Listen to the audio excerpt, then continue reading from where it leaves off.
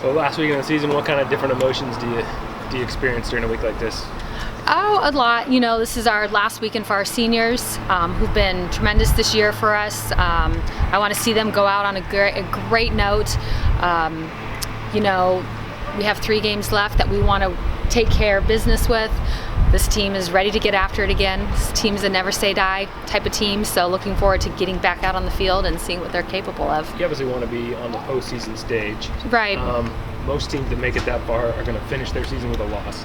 You guys do have the chance to finish out on a good note. Obviously, that's not where you want to be, but can that have any sort of an impact in terms of how you go into the offseason and kind of the tone that's set that way?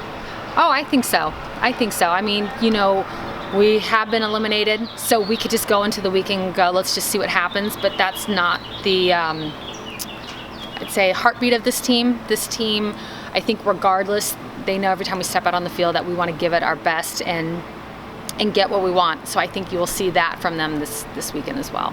What was your message after Sunday's loss, in particular, just in the immediacy of everybody recognizing that the postseason was off the table? Just what was the message at that time?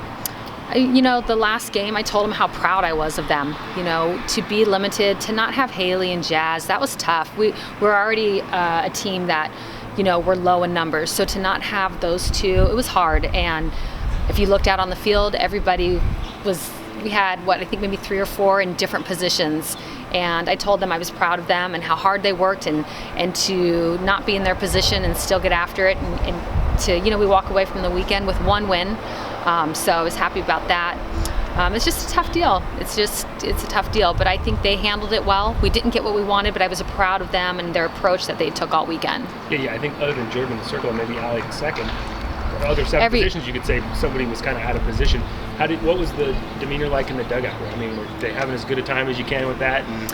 At the end of the game or during the game? Yeah, like in between innings and things like that. Oh, for sure. Oh yeah, this is strange, but we're dealing with it. Yeah, no. I mean, once we start playing, we're on. Let's go. I don't think they're in the dugout worrying about who's playing where. So that fight, like I said, it's always there, regardless if we're in position or out of position. I just think being a little limited this past weekend, it's had some effect on us, obviously. Jazz and Haley still in concussion protocol? I think we should be good to go this weekend, so we'll see. What did Hannah do exactly? Clearly left knee-ish or left leg, but what exactly happened? Because the TV angles are just hard to tell what she did to herself. I'm not real sure either. It's same thing. I mean, I'm watching it in real time and from a distance. I don't know if just turning in the wrong direction did something, tweaked her knee. That's something I'm not sure of. And that just seems to happen when you have situations like that. It's something little, something out of the norm that just happens, and that's what it looked like. But clearly she's out this weekend, though. Injuries. Yeah, we're still waiting to see. You guys are honoring your seniors this weekend. You know, what do you say about this senior class, given that there were some other seniors that were a part of the class that are no longer here, and this was the group that did stick around after everything that happened in the last year or so? I'm so thankful for the senior class and what they've done. They've contributed so much to this program. Like, it was important for them to stay and to be a part of this program. And I think anytime, you know, you're a senior, you always want to leave the program better than when you first came in. And I think that was important to our senior group, to watch them become leaders and to stand strong for this program. I'm just very proud of them. I wish I could have gotten a couple more years with them, but I'm glad and I'm fortunate that I got 1 year with them. How do you summarize just what this year has been as we're kind of coming around the turn toward the end of the season? What this last 13 months just has kind of been like for you taking over a program with everything that happened with the transfers, beating LSU and UCLA? I mean, what has this year been like? It's been rewarding, and you could go, how? But it has, because I appreciate the athletes that stayed and wanted to fight for each other and fight for this program, and have the same expectation that we've had since day one. That was really important to me, and to see our athletes grow on the field, off the field, as people, as student athletes, to watch that whole transformation this year has been great. Has it been hard and difficult at times? Yes. Has it been worth it? Absolutely, 100%. Is that a conversation you've had with them? Because a couple of them said, and you've seen on social media where they said this team is so strong, it's made us grow so strong. Have you had that not just about them as softball players, but off the field, what this has been like for them to fight through this adversity? Sure. They come here and we get these athletes for 4 years, and they come in a time where they're moving into adulthood, and I think it's important for them to be able to deal with this adversity, because it's going to help them deal with adversity in the workplace and in life and with their family. And so not only are we stronger on the field, but I just think for them as people, they've grown up so much and have learned so much from it. There's just been a lot of growth, and you can look at the win-losses and go, well, your record is this, but I think it's so much more than what our record. I think it's watching this team come together, watching their culture be created, watching them really fight for each other and fight for the program and never say die. And there's been so many times this year where they could easily have been like, I can't, this is just too much. And they don't. They get up, they dust themselves off, and they go to work. I know the fan base in certain ways kind of fractured a bit in the aftermath of everything that did happen. Do you feel like what you guys have shown this year, whether that be the fight or some of the upset wins, is maybe built back some of that goodwill with that fan base? Maybe the attendance next year kind of returns to what it had been, as opposed to sort of fans feeling out what this team might be this season? I appreciate our fan base and what they've done. The crowds that we've been having have been great, and they see our situation, and so to get their support and them to appreciate what these athletes have done, and that they're playing out of position, and they're taking on new roles, and that they have this never say die attitude, and that they're going to fight all the way to the end. Our fans appreciate that, and like I said, I think it's going to go such a long way for this program and for our athletes that are currently here. I think it'll be a great opportunity for Cherish and April and our seniors that are going on to that next chapter in their lives, and to be able to handle things that come their way because of what they dealt with this year. With the stakes are what they are, do you try to get Jordan a day off this weekend when you don't have to win when there's just the postseason's off? Do you try to give her a break on the middle game? We go into this weekend like we would any other weekend, so we'll just take it game by game and go from there. But there's no different expectation this weekend because we're out of the race. It's important for us to finish strong, so we'll just take it game by game like we've been doing all year. How big of a building block has Sid emerged for you this year? Speaking of a player you could have for 4 years to kind of build with. Yeah, she's a great athlete. I think she's one that you'll see really, like, she's been leading on the field towards the end of the season as well. I think the growth for her and the rest of the freshmen has been tremendous this year, and to take this experience into their next 3 years, it's hard because like right now you don't see it maybe, but next year we're going to be sitting here talking and you're going to go, oh my gosh, remember last year, and wow, I can't believe what that has done. Those are the conversations that we're going to be having about them. You came here with a lot of experience as an assistant coach. I'm guessing, what have you learned about leading a program this year?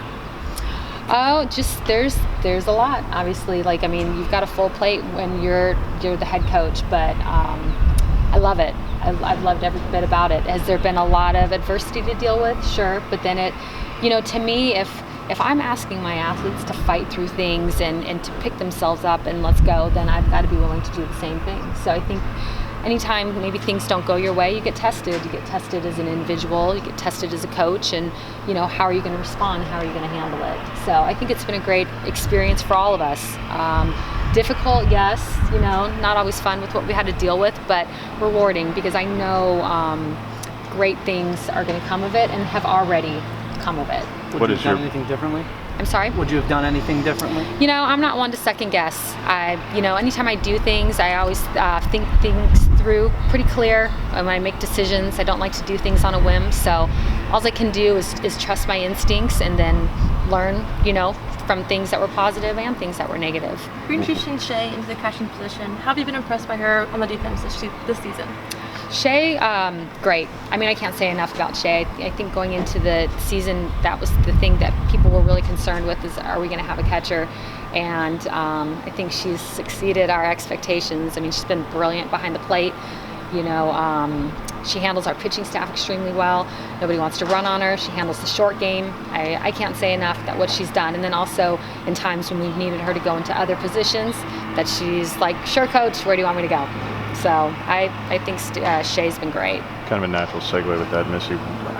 What has your perspective been in seeing Tara these last 4 months where clearly she's not able to compete, but just having her around, and how different? I asked Shay in particular about how different the season might have been had ASU not put up this fight and resistance. From your perspective, when you're dealing with such a thin team, what you can say it's a difference of 2 or 3 games possibly for the postseason. How different could your season have been had they not done this? Yeah, that's a good question, and I don't know. I mean, do I think she could have helped us? Absolutely. I mean, that's why we wanted her from the very beginning. But I'm a believer in things work the way they're supposed to work. So there's a reason why we're not supposed to have her this year. Why, I don't know, because we definitely could have used her.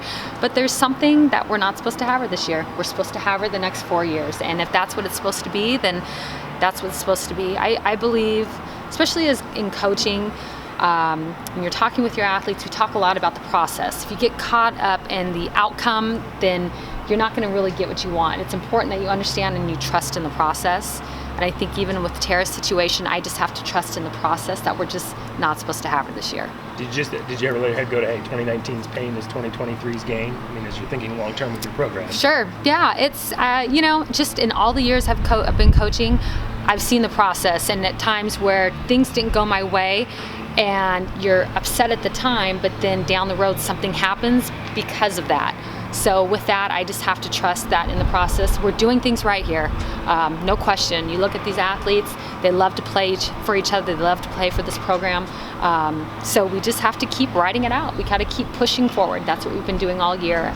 And you know what? We've gotten a lot of payoff this year because of how they have gone about things. So it's hard to predict what could or could not. Obviously, if we could have used her, absolutely. But there's a reason why we don't have her this year. It may sound like a strange question, Missy, but because in post-game handshake lines, I'm sure she's been in it in home games in particular, there's very much no love lost here between the two sides. There was a big ordeal a couple of years ago with Auburn and Florida, with Walton and Fagan at the time. Are you going to say anything or any protocols in place just to avoid anything like that from happening? Because that became a national incident. There's no love lost here. No. It's to me, it's about two teams getting on the field and playing and giving everything you've got. Afterwards, you go and you shake each other's hands. That's how you do it the right way. So I have no personal issue with Arizona State, with their head coach, with nothing like that. Not at all. I'm excited to play them this weekend. They're a great team.